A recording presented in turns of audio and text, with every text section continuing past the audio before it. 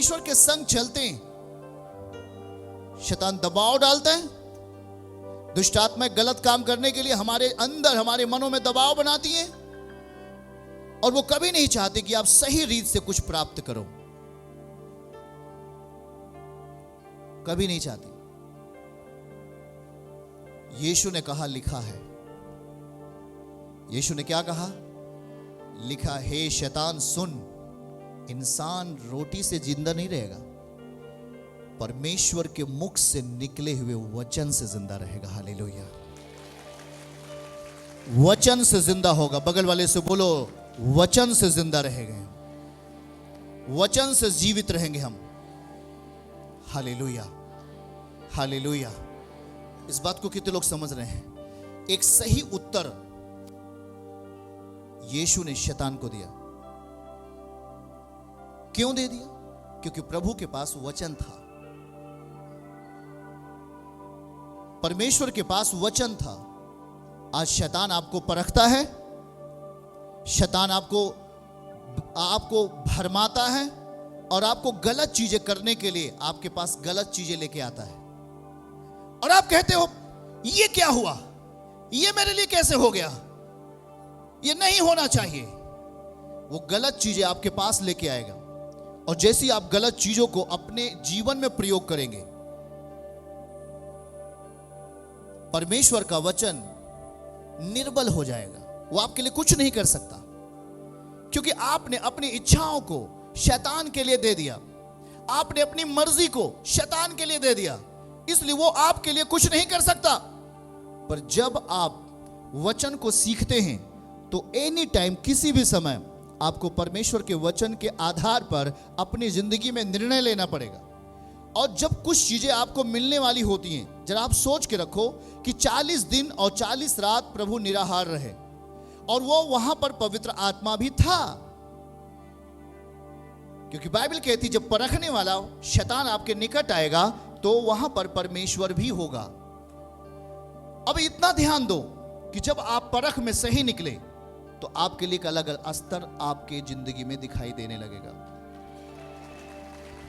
आप उन परीक्षाओं को आत्मा के द्वारा ही पूरा कर सकते।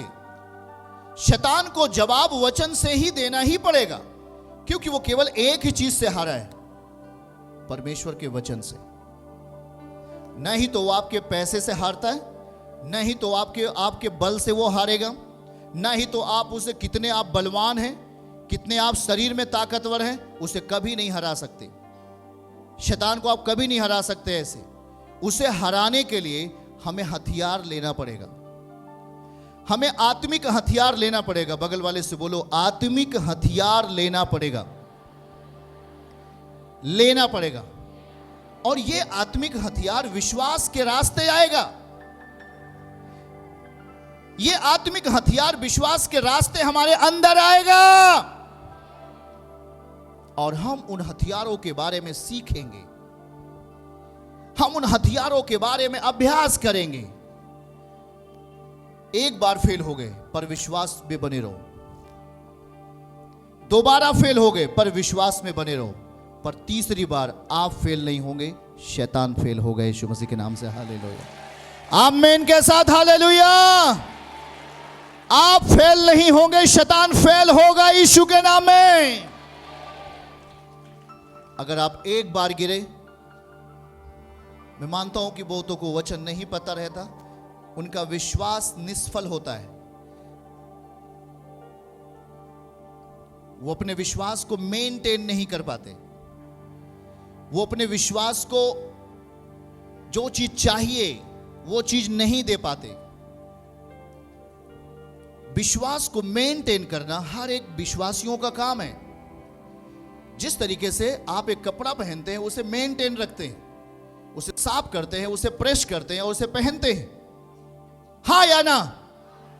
उसी तरीके से जो विश्वास आपके अंदर आया है उसे मेंटेन रखना, उसे सही रखना आपका काम है।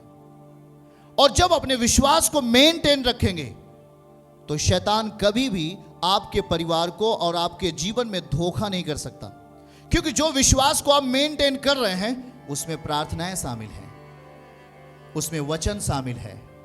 आपका विश्वास मेंटेन कैसे होगा, आपका विश्वास भरपूरी के साथ कैसे होगा, आपका विश्वास बलशाली कैसे होगा, उसको मेंटेन कौन करेगा?